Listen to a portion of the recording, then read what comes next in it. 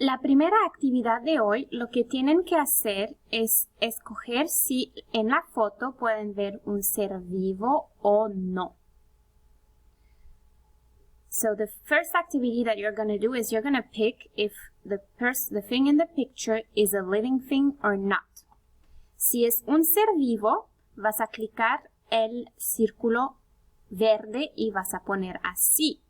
Si tú piensas que no es vivo, entonces vas a clicar el círculo verde, a arrastrarlo al no.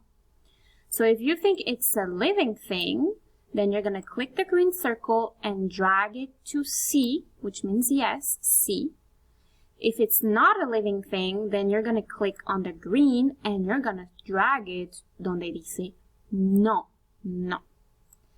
Van a hacer eso para estas fotos. You're going to do this for these pictures. Y luego la próxima diapositiva también, the next slides. There are 2 slides. Son 2 diapositivas, 1 y 2, ¿ok?